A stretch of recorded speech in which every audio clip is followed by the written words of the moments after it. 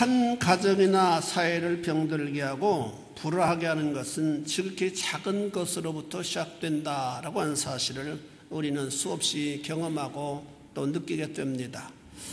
그래서 많은 사람들이 아주 쉽게 그 불행의 늪에 빠져들게 되어진다, 침잠하게 되어진다라고 하는 사실을 우리는 압니다. 누구나 우리 인생에게는, 우리 사람에게는 불행에 빠질 수 있는, 잘못된 길을 걸어갈 수 있는 DNA를 소유하고 있다라고 하는 사실입니다. 그것이 뭐예요? 죄로 인한 부패성을 의미한다라고 하는 말씀입니다. 며칠 전 참으로 이 불행하게 된 사람에 대한 뉴스를 보았어요. 그는 과거 대기업의 임원이었습니다. 말이 그렇지 대기업에 들어가기도 굉장히 어렵잖아요. 그 대기업의 임원이 되기 위해서는 아마 대충 우리가 꼽을 수 있는 부분이 학벌이 좋아야 되고 아니면은 자기 하는 일에 대한 탁월하게 인정을 받을 수 있어야만 임원의 자리에 오르게 된다고 생각합니다. 얼마나 많은 사람들이 대기업의 꽃이라고 부른 임원이 되기 위해서 몸부림을 치고 경쟁력이 얼마나 심각하겠어요. 그럼에도 불구하고 그 경쟁력을 뚫고 임원이 되어졌다라고 하는 사실은 그의 어떤 탁월한 어떤 리더십이나 아니면은 그가 얼마나 일을 열심히 하고 있는가라고 하는 사실을 객관적으로 우리가 추정해 볼 수 있습니다. 그래서 대단한 사람이다, 그렇게 말할 수 있어요. 그는 명예퇴직을 한 후에 여러 가지 사업을 하려고 했지만은 여의치 않았다고 그래요. 참 기업의 임원으로 있던 사람들이 퇴직해서 새로운 환경에 접해서 어떤 뿌리를 내리기란 그렇게 만만치 않다라고 하는 사실입니다. 그러던 중에 집 앞에 어떤 가게가 문을 열었기 때문에 호기심이 생겼어요. 그래서 무슨 가게인가, 무슨 아이템을 취급하는 가게인가, 자기도 그런 어떤 가게를 열려고 하는 그런 어떤 관심이 있었기 때문에 호기심을 가지고 들어가 보았더니 게임기들이 놓여 있는 가게였다고 합니다. 그래서 시간적 여유도 있고 해서 심심풀이로 게임을 하기를 시작했다고 그래요. 이렇게 돈 조금씩 넣고 하는 그런 게임기였던 것 같아요. 그런데 심심풀이로 해도 되기 때문에 돈을 조금씩 이렇게 걸다가 점점 욕심이 생겼던 것 같아요. 그래서 아주 크게 돈을 걸게 되었고 나중에는 돈을 자꾸 잃게 되기 때문에 그 원금을 찾으려고 하는 욕심 때문에 은행에서 아내 모르게 대출까지 해서 게임에 빠지게 되었다고 합니다. 그래서 급기야는 6억이라고 하는 거액을 잃어버리게 되었다고 그래요. 그래서 그 6억이라고 하는 돈은 퇴직금으로 받은 돈과 아마도 더 어떤 부분을 담보해서 집을 담보했는지 모르겠습니다. 그런 것까지 해서 모든 돈을 날려버리게 되었다고 합니다. 그래서 결국은 이혼을 당하게 되었고 집에서 쫓겨나서 아주 그 쪽방 생활을 하게 되었다라고 방영하는 것을 보았어요. 그는 쪽방 생활을 하게 되었다고는 그 사실 자체뿐만 아니라 사랑하는 가족들 또는 따스했던 가정을 한꺼번에 잃어버리게 되는 불행한 존재가 되었다라고 하는 사실입니다. 얼마나 후회를 많이 하겠어요. 그러면서 참 후회스럽다라고 하는 그런 고백을 인터뷰하는 것을 제가 보았습니다. 그는 배울 만큼 배운 사람이고 식견과 또 사회 경험이 풍부한 사람인데 아주 심심풀이로 작은 것이다, 하찮은 것이다, 사소한 것이다 라고 하는 생각 때문에 게임에 손을 댔다가 패가 망신하고 말았다라고 하는 말씀입니다. 이런 일이 비단 이 사람에게만 국한된 일이겠어요? 우리는 우리 조상 아담과 하와의 죄로 말미암아 그 죄가 대물림되어서 불행하게 된 존재다라고 하는 말씀입니다. 이런 어떤 부패한 속성을 우리는 지니고 살아가는 존재이기 때문에 언제든지 잘못된 길로 빠질 수가 있고 언제든지 실패할 수가 있고 언제든지 죄의 구렁텅이에 빠짐으로 말미암아 가정을 파괴시킬 수 있는 위험한 다이나마이트 같은 이 죄의 어떤 폭발력을 가지고 살아가는 자들이다라고 하는 사실을 우리는 기억해야만 됩니다. 우리는 성탄의 계절에 죄로 인해서 하나님과의 관계가 불악해 되었다고 하는 사실, 아담과 하와가 죄로 말미암아 하나님의 계명 어김으로 말미암아 하나님의 관계가 깨어지게 되었고 하나님의 관계가 화목한 관계에서 불화한 관계로 되었다고 하는 사실을 우리가 성경을 통해서 배우게 됩니다. 그래서 그 관계를 회복시켜 주시기 위해서 화해자로 오신 예수 그리스도를 우리가 4주 동안 계속해서 생각해 보기를 원합니다. 우리 한번 전후좌우에 있는 분들과 진정한 의미로 화해자가 되기 위한 어떤 수단으로 생각할 수도 있습니다. 한번 이렇게 인사를 해 보실 수 있게 되기를 바랍니다. 당신이 있어서 행복합니다. 우리 전후에 좌우에 있는 분들에게 여러분, 우리가 예수를 믿어서 행복한 인생이 되어졌어요. 뿐만 아니라 예수를 믿음으로 말미암아 이웃을 우리가 행복한 관계로 사귐을 갖게 되었다라고 하는 사실은 놀라운 축복이다라고 하는 사실입니다. 화해자로 오신 예수님, 첫 번째 시간으로 에덴에서 아담의 죄로 시작된 불화라고 하는 말씀으로 전할 때 성령님의 은혜가 함께 하실 수 있게 되기를 주의 이름으로 축원해 드립니다. 첫째로 하나님과의 화목된 관계, 화목의 창시자는 하나님이십니다. 하나님의 천지 만물을 창조하신 내용을 살펴보면 인류의 조상인 아담과 하와가 아주 편안하게 행복을 영위하며 살아갈 수 있는 모든 것을 완비하시고 마지막 날인 여섯째 날에 사람을 지으셨다라고 말씀합니다. 우리는 여기서 하나님이 얼마나 세심하게 배려하시는 분이신가라고 하는 사실을 배우게 됩니다. 그리고 아담에게 아름다운 땅 에덴에 살도록 하시고 에덴에서의 삶의 규범들을 가르쳐 주셨습니다. 여러분, 우리가 한국에서 살 때 법이 있고 한국에서의 법을 우리가 준수해야만 돼요. 또 이태리에서 살면 이태리의 법을 우리가 준수해야만 됩니다. 법이 없는 세상은 없어요. 하나님 나라에 가서도 역시 법은 있습니다. 그것은 하나님을 찬양하는 거예요. 만약 하나님 나라에 하나님을 찬양하지 않는다면 어떻게 되겠어요? 그것은 살 수 없게 되리라고 생각합니다. 역시 어디서든지 법이 있습니다. 지옥에도 법이 있다고 나는 봅니다. 그건 고통당하는 법이에요. 죄를 범했기 때문에 영원토록 고통당하고 고생하도록 하는 것이 지옥의 법이다. 난 그렇게 생각합니다.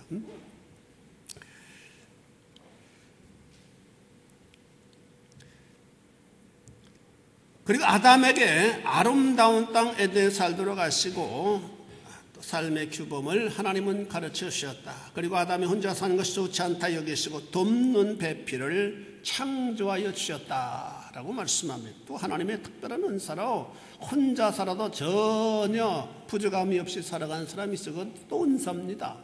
그런 사람은 결혼할 필요가 없을 거라고 생각합니다.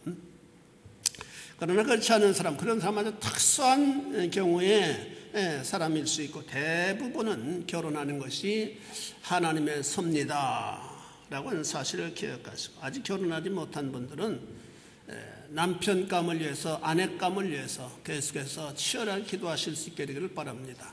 결혼하는 것도 성공이에요. 성공이에요. 굉장한 성공입니다.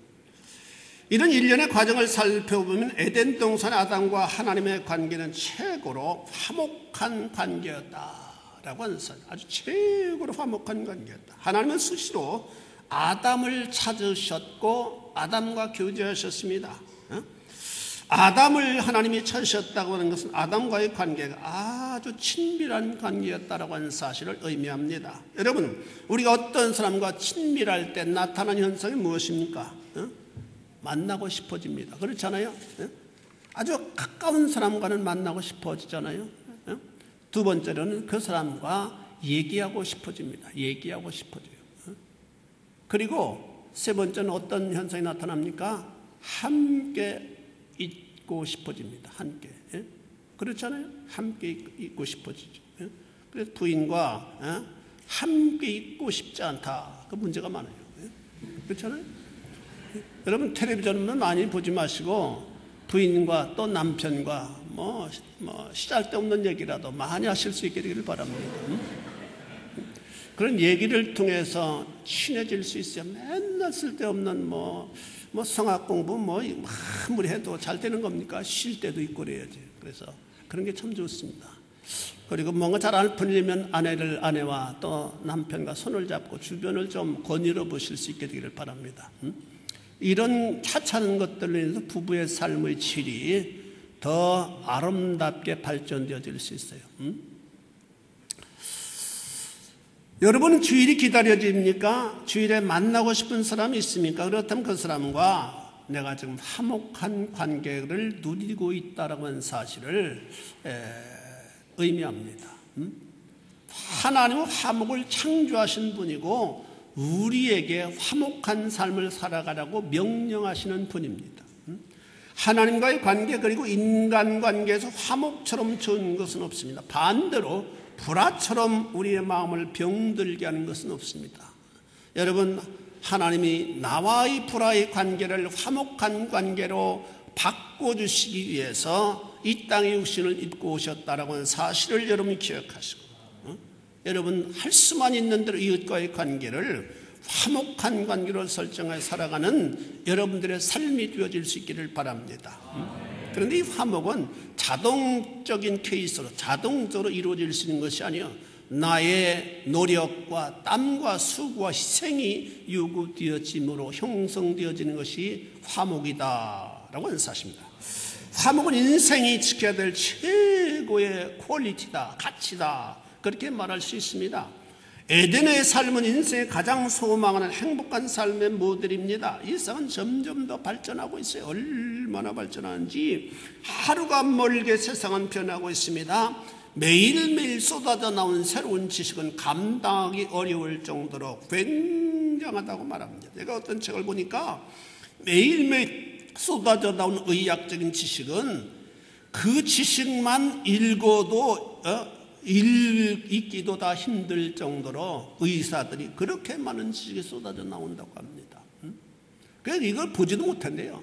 의사들은 새롭게 쏟아나온 지식을 많이 습득해야만 되는데 그렇게 하다 보면은 거기에 투자하는 시간이 너무 많아서 환자들을 볼 수 없기 때문에 그렇게 투자하지를 못합니다. 그래서 어떤 분은 젊은 의사가 실력이 있다라고 말하기도 합니다. 왜냐하면 젊은 의사는 새로운 지식으로 굉장히 많이 무장을 한 그런 사람들이기 때문에 다만 그 실습에서는 약하겠지만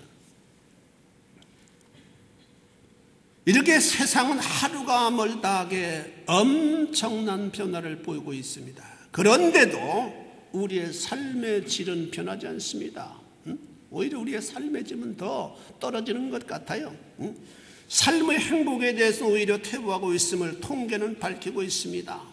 그리고 현대인의 특징은 관계에 있어서 화목보다는 치열한 경쟁력 때문에 불화가 또 기승을 부린다라고 하는 점입니다. 중학교 때부터 국민학교 때부터 유치원 때부터 막 경쟁한다고 그랬잖아요. 얼마나 막 어릴 때부터 경쟁한다고 그래요. 그래서 어린 아이들도 아주 완전히 화목하지 못하고 불화의 관계성 속에 살아간다고 하는 그런 글을 제가 읽었습니다. 그래 어린 아이들도 그런답니다. 너 어디 사냐? 그게 굉장히 질문의 주 내용이래. 어디 사냐? 어느 아파트 사냐? 그 아파트에도 더 비싼 아파트, 싼 아파트가 있대요. 그래서 몇 층 산다고 하면 그러면 아주 그냥 우습게 여기고 비싼 층에 산다고 하면 그 좀 더 친근하게 한다고 합니다. 어린 아이들 때부터 그런데요.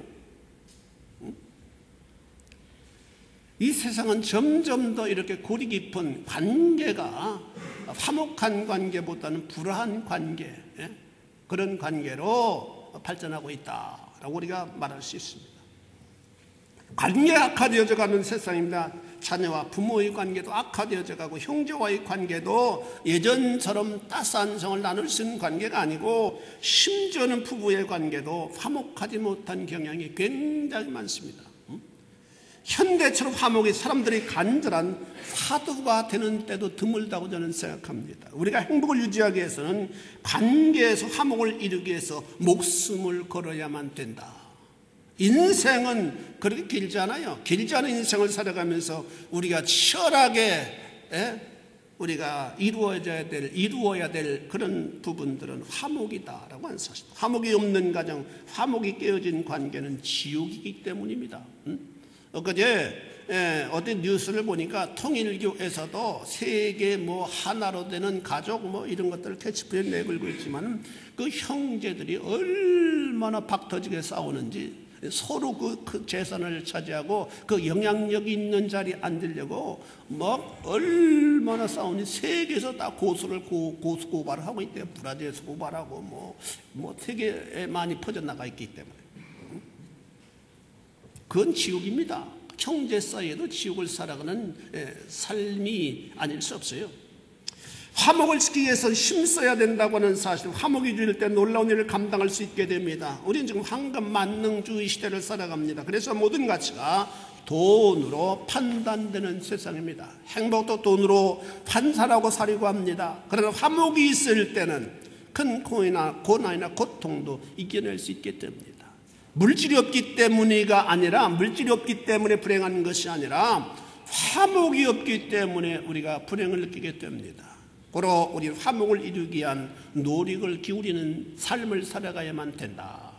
하나님은 우리와 화목을 이루시고 화목을 명령하셨습니다. 그러나 사단은 언제나 우리 사이를 불화를 조장케 하는 그런 존재입니다.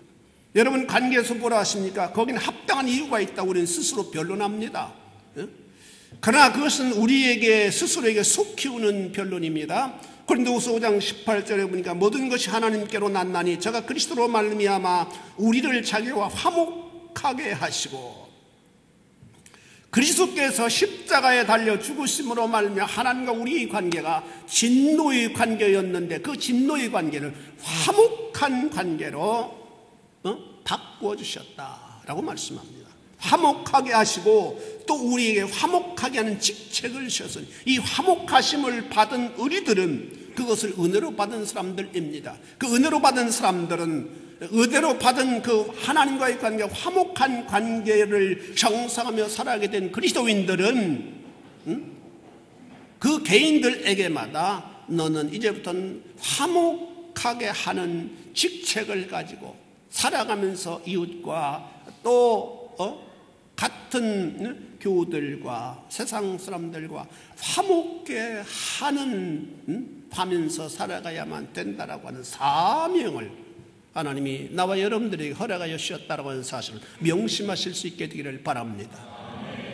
그것은 엄청난 하나님의 지상 명령이기 때문에 우리가 화목하게 못하는 어떤 성격이나 어떤 돈이나 어떤 나를 제대로 이해하지 못했다고는 그런 것들 때문에 우리는 불화해서는 안 된다. 그것들보다도 화목이라고 하는 명령은 엄청나게 거대한 명령이고 우리가 거스릴 수 없는 하나님의 큰 명령이다라고 하는 사실을 우리가 기억해야만 됩니다. 화목을 이룰 때 그것이야말로 에덴을 회복하는 길입니다. 믿으시길 축원합니다.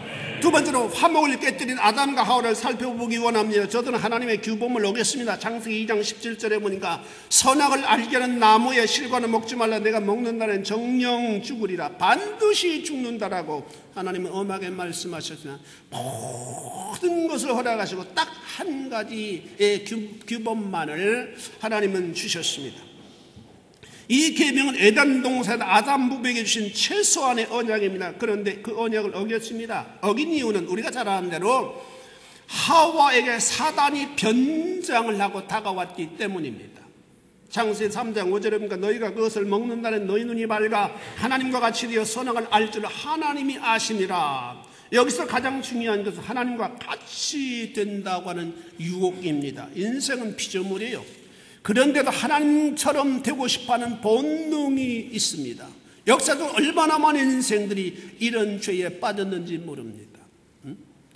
인간은 옛날부터 황금색의 하나님의 칼라라고 그렇게 믿어왔습니다.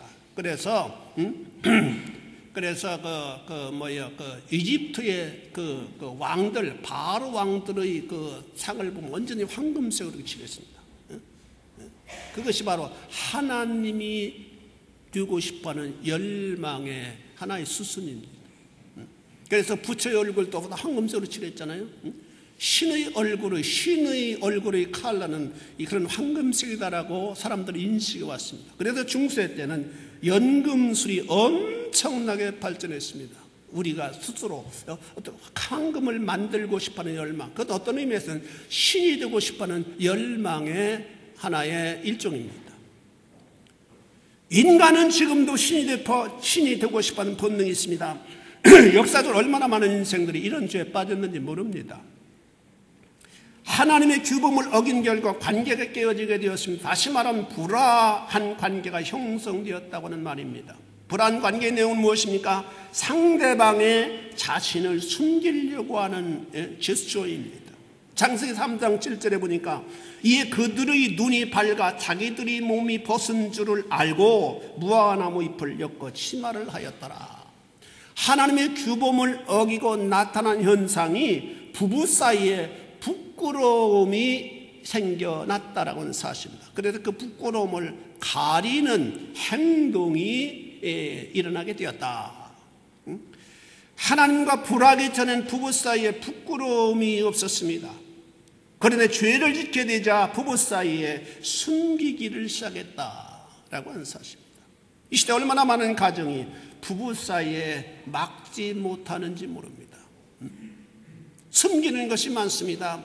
내보이고 싶지 않은 것이 많습니다. 왜 그렇습니까? 그것은 죄로 인한 역사입니다. 바로 여러분 부부 여러분들은 부부 사이에 숨기는 것이 전혀 없고 맑은 관계가 되어질 수 있기를 바랍니다. 그것이 행복입니다. 하나님 그것을 명령하셨어요.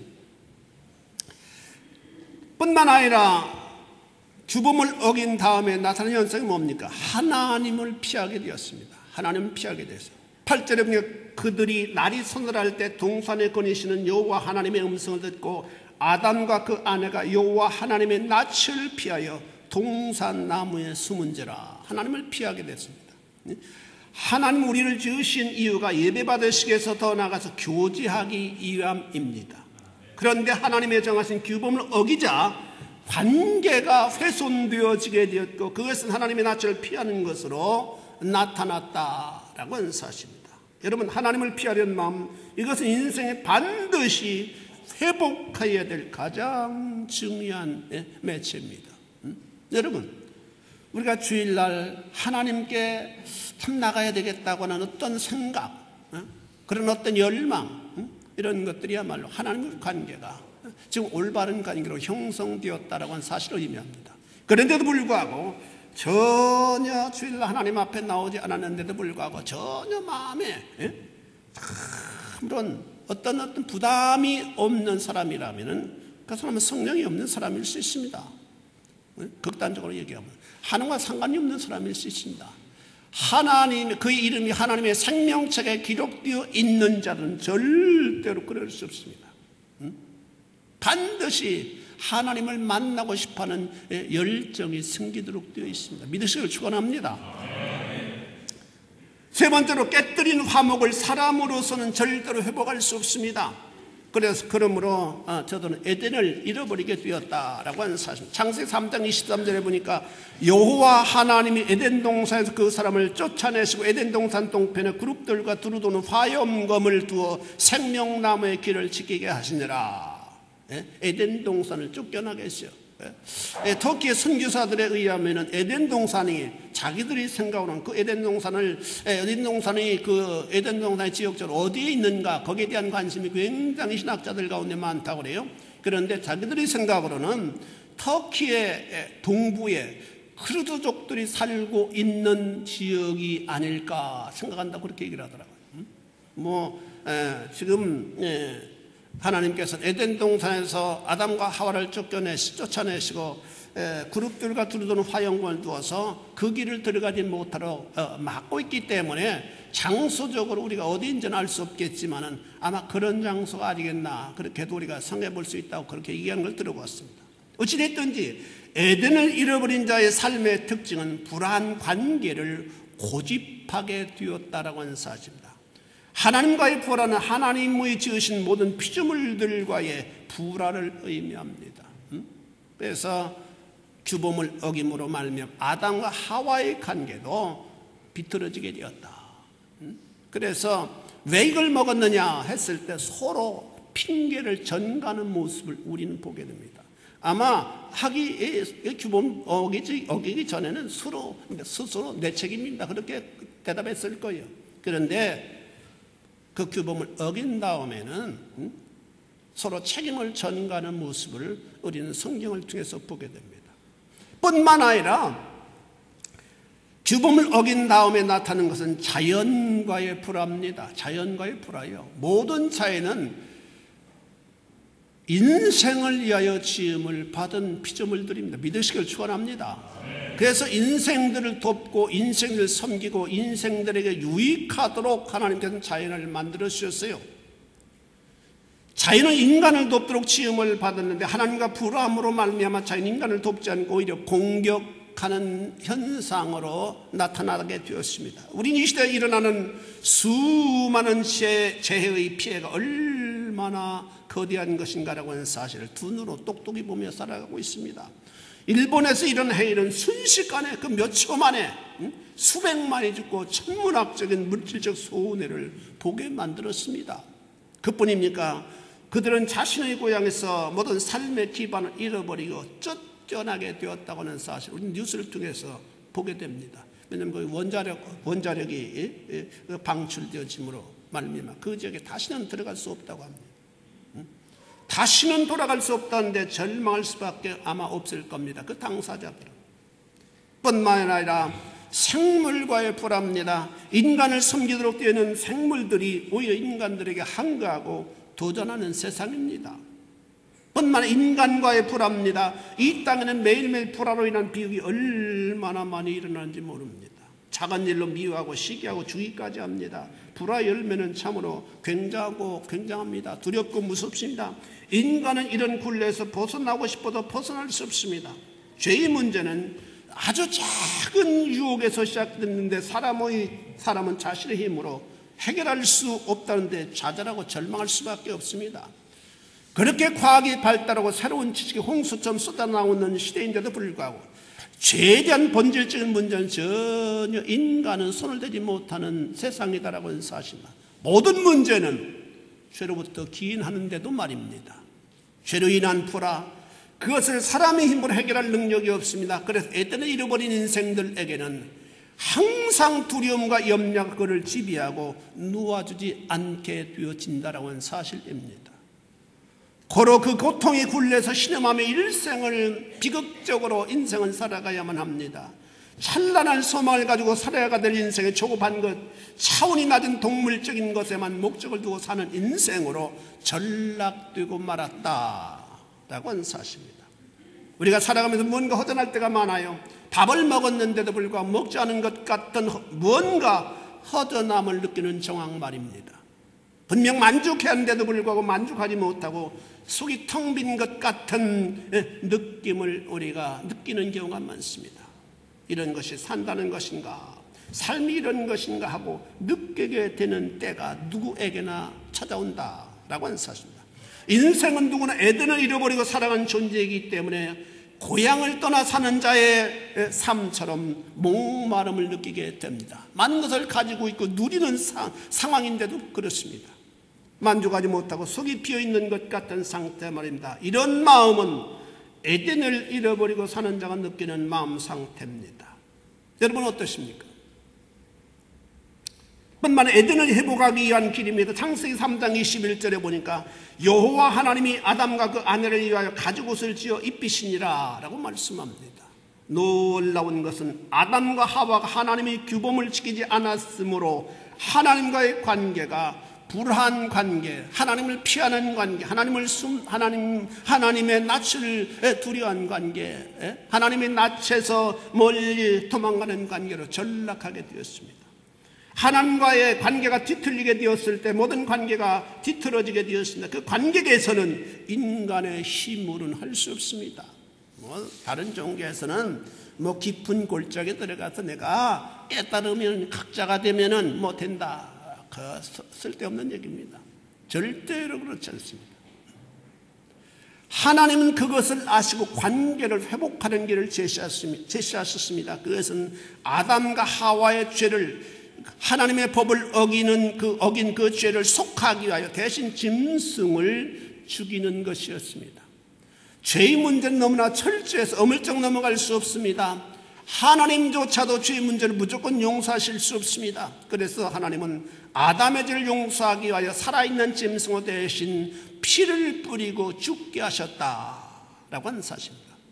피 흘림이 없은즉 사함이 없느니라고 하나님이 말씀하셨습니다.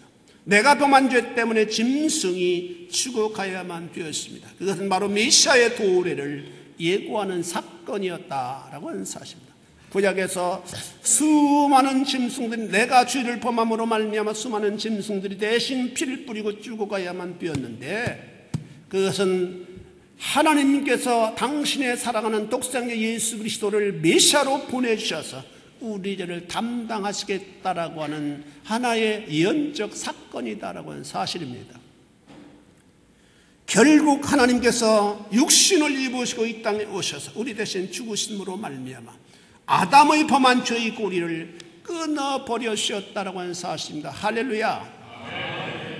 우린 여기서 우리가 밥 먹던 일상적으로 범하는 죄가 영적으로 얼마나 무섭고 잔인한 것인지를 깨달아야만 합니다.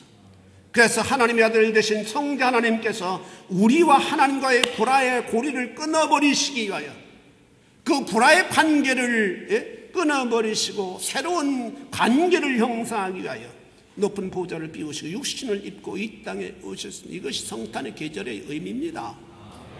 사랑하는 성도 여러분, 고로 성탄이야말로 우리에게 상상할 수 없는 축복입니다. 주님 육신을 입고 오셔서 우리의 죄를 담당하시고 십자가에 죽으셨습니다. 그리고 우리에게 화목을 당부하셨습니다.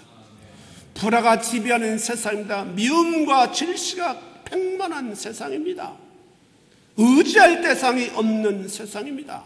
수많은 70억의 인생들이 공존한 세상이지만은 우리는 하나님 앞에 단독자입니다. 고독한 존재입니다. 누구 하나 의지할 수 없고 우리의 마음을 오픈마인드 할 수 없는 대상들 뿐입니다. 그래서 군중 속에서 고독한 자라고 철학자들은 선언합니다. 그렇습니다. 우리는 수많은 인파 속에서도 우리는 고독을 이웃하며 살아갈 수밖에 없는 존재다라고 하는 사실입니다. 왜 그렇습니까? 그것은 우리의 조상 아담과 하와가 죄를 범했기 때문에 그 죄가 계속해서 유전자로 내려와서 사람들의 마음을 지배하고 있기 때문입니다. 그것의 고리를 끊어버리시기 위하여 우리 주님이 오셨다. 그리고 예수 그리스도를 믿음으로 말미암아 하나님과 우리의 관계가 화목한 관계로 바꾸어지게 하셨다라고 하는 사실입니다. 고린도후서 5장 18절 이렇게 말씀합니다. 저가 우리를 그리스도로 말미암아 우리를 자기와 화목하게 하시고 또 우리에게 화목하게 하는 직책을 주셨으니 이는 하나님께서 그리스도 안에 계시사 세상을 자기와 화목하게 하시며 저희의 죄를 저에게 돌리지 아니하시고 화목하게 하는 말씀을 우리에게 부탁하셨느니라. 한 절에서 이 화목이라고 하는 단어를 무려 4번이나 반복적으로 강조하고 있다는 하는 사실. 그렇다면 하나님이 얼마나 우리를 향하여 화목한 관계를 형성하며 살아가기를 소원하고 계시는지라고 하는 사실을 우리가 이해할 수 있게 됩니다. 우리 하나님과의 관계가 먼저 화목해야만 되고 이웃과의 관계가 화목한 관계가 만들어져야만 된다. 그것은 공짜로 되어진 것이 아니다. 엄청난 이해와 또 다가가기 위한 어디에 자존심을 때론 내려놓고 내 마음을 열고 그 이웃을 사랑하는 마음을 우리가 신장시킬 때 이룰 수 있는 결과다라고 하는 사실을 우리는 여기서 배워야만 됩니다. 하나님께서 죄로 인해 불안한 우리를 화목케 하시기 위하여 아들 예수 그리스도를 보내셨습니다. 그리고 그에게 모든 나의 죄를 짊어지게 하셨습니다. 말할 수 없는 수치를 당하게 하셨습니다. 하나님의 아들이 자기가 지으신 인생들 앞에서 완전히 누드가 되셨어요. 빨가벗기셨어요. 얼마나 수치스러운 일이겠습니까? 그리고 그 모든 수치를 담당하시 십자가상에 달려 죽으셨습니다. 그러므로 말미암아 하나님과 우리의 관계가 진노의 관계, 도끼가 나무 뿌리를 찢기 위해서 들려진 그런 상황의 관계를 돌이켜서 하나님과 우리의 관계가 화목한 관계, 더 이상 떨어질 수 없는 양자의 관계를 만들어 주셨다라고 하는 사실. 우리 하나님은 저 이런 관계를 우리가 하나님의 은혜로 받은 자들입니다. 그렇다면 이제부터 우리는 이 은혜를 어떻게 우리가 사용하면서 살아가야만 되겠습니까? 이웃과의 관계를 화목한 관계로 만들어가게 하여 최선의 노력을 기울이는 성탄절로 여러분들이 살아가실 수 있게 되기를 바랍니다. 그럴 때 주님이 기뻐하시고 야 내가 십자가를 잘 졌구나 라고 말씀하실 것이라고 생각합니다. 이런 여러분들의 삶이 이 성탄 계절에 함께 하실 수 있게 되기를 다시 한번 주님의 이름으로 축원해 드립니다. 기도하시겠습니다. 자비하신 아버지 하나님, 주님의 은혜를 감사합니다. 화해자로 오신 예수님을 우리가 이 시간 생각해 보면서 은혜를 나누게 하나님 인도하여 주심을 감사합니다. 주님은 우리와의 진노의 관계에서 우리가 영원히 죽을 수밖에 없고 영원히 지옥에 갈 수밖에 없는 우리를 지옥 불구덩이에서 끌어내셔서 당신의 육신을 희생의 제물로 주심으로 우리를 구원하시고 하나님과의 관계로 화목한 관계로 양자의 관계로 우리를 만들어 주셨는데 우리는 아직도 이웃과의 관계가 불화한 관계로 살아가는 경우가 없잖아 있었음을 고백합니다. 주님 용서하시고 아버님 이제부터는 우리에게 하나님 화목케 하는 직책을 주셨사오니 그 직책을 마음껏 활용하며 살아갈 수 있는 심령들이 되어지게 하나님 인도하여 주옵소서. 예수님 거룩하신 이름 받들어 기도 올리옵나이다.